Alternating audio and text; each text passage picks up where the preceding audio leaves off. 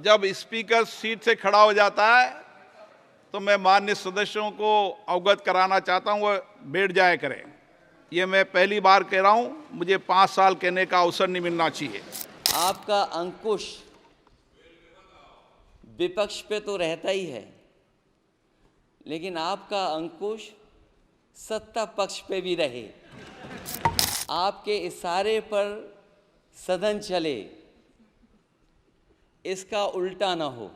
मुझे उम्मीद है कि आप जितना सत्ता पक्ष का सम्मान करेंगे, उतना ही विपक्ष का सम्मान कर करके हमें भी अपनी बात रखने का मौका देंगे। मैं आपको बधाई देता हूं, शुभकामनाएं देता हूं, हर तरीके के साथ आपके साथ हैं।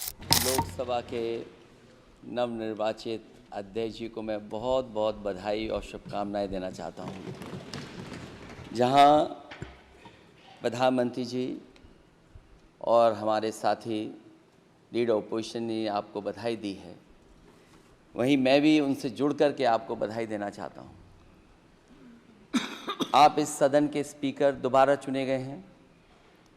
आपके पास 5 साल का जहां अनुभव रहा है, वहीं आपके पुराने और नए सदन का भी आपको अनुभव रहा है। मैं अपनी तरफ से, अपने साथ के सभी सदस्यों की तरफ से बहुत बहुत बधाई और शुभकामनाएं देता हूं। जिस पद पर आप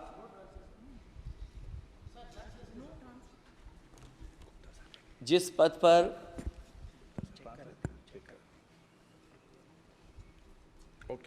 पद पर आप बैठे हैं,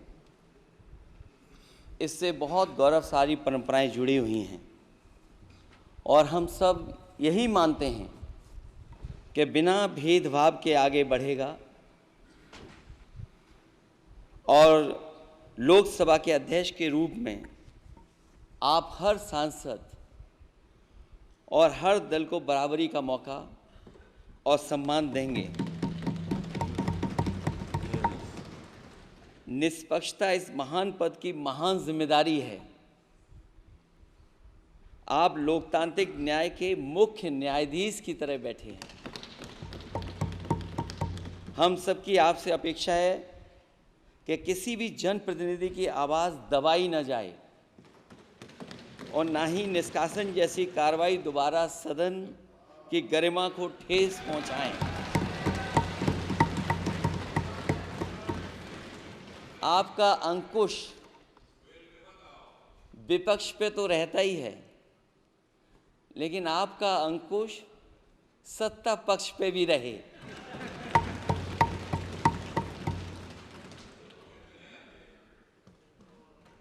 अध्यक्ष महोदय, आपके इशारे पर सदन चले, इसका उल्टा ना हो। हम आपके हर न्याय संगत फैसले के साथ खड़े हैं। मैं एक बार फिर आपको इस अध्यक्ष पद पर बैठने के लिए बहुत बहुत बधाई देता हूं। मैं सदन में पहली बार आया हूं, ये नए सदन में। मुझे लगा कि हमारे स्पीकर की कुर्सी बहुत ऊंची होगी, क्योंकि मैं जिस सदन को छोड़ के आया हूं, अध्यक्ष जी, उसकी कुर्सी बहुत ऊंची है। उस समय भी मैं अध्यक्ष जी किसको कहूं कि ये कुर्सी और ऊंची हो जाए। जहां ये नया सदन है, वही मैं आपकी पीठ के पीछे देख रहा हूं, पत्थर तो सही लगे हैं, सब कुछ अच्छा लगा है, लेकिन कुछ दरार में मुझे कुछ सीमेंट अभी भी लगा दिखाई दे रहा है। अध्यक्ष महोदय, मुझे उम्मीद है कि आप जितना सत्ता पक्ष का सम्मान करेंगे, उतना ही विपक्ष का सम्मान कर करके हमें भी अपनी बात रखने का मौका देंगे। मैं आपको बधाई देता हूं, शुभकामनाएं देता हूं, हर तरीके के साथ आपके साथ हैं। बहुत धन्यवाद। श्री राहुल गांधी जी।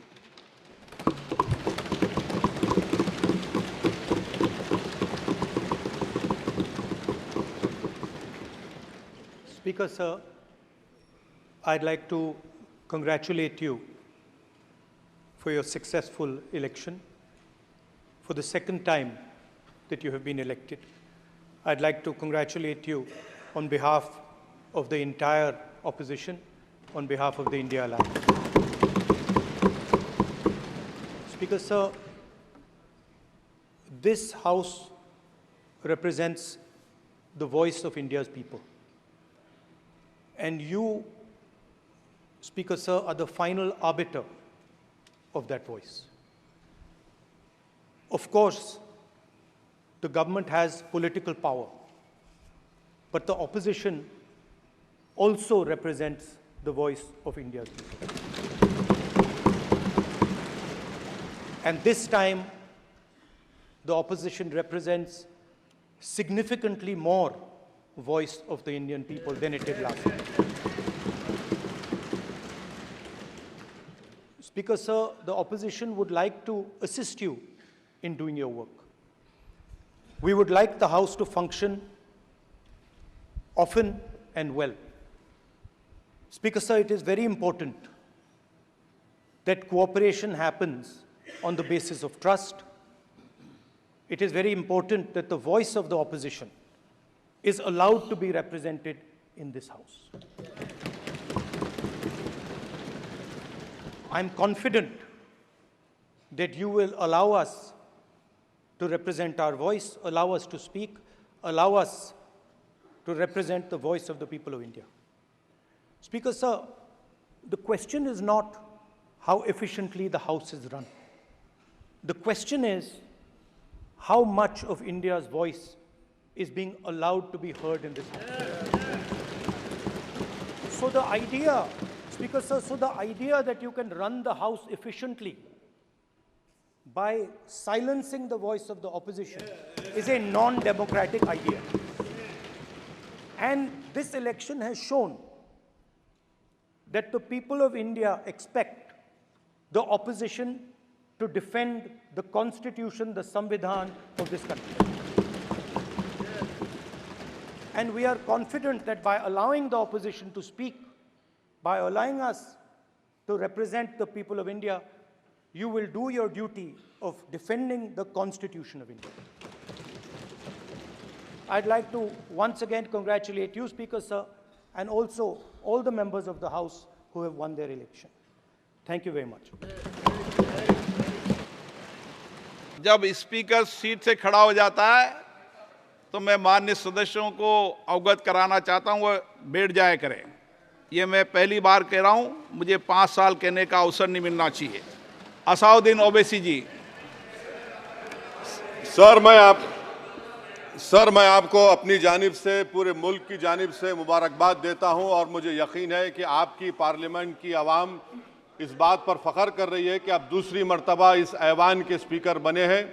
सर, आप इस हाउस के रिपोजिटरी हैं, कस्टोडियन हैं, मगर हकीकत यह है कि अक्सरियती जमात के पास नंबर है मगर उनके पास अक्सरियत की ताकत नहीं है। यहाँ अपोजिशन के पास अक्सरियत की आवाज़ भी है, तो इसीलिए मेरी आपसे गुजारिश है कि आप छोटी पार्टियों को मौका दीजिए और मुझे यकीन है कि आप 17वीं लोकसभा में जिस तरह शफकत का मुजाहरा मुझ पर किया, हम छोटी पार्टियों पर, मैं उस समुदाय से आता हूं जो इस ऐवान में सिर्फ 4% हैं, तो हमको आवाज़ उठाने की आवाज़ दीजिए। सर आखिर में मुझे यकीन है कि आप वहां पर बैठे हैं तो यह ऐवान एक कीमती हीरे की तरह ना सिर्फ इस मुल्क की आवाम में, दुनिया में चमकेगा और आप के बोझ को यह सरकार कम करेगी डिप्टी स्पीकर बनाकर।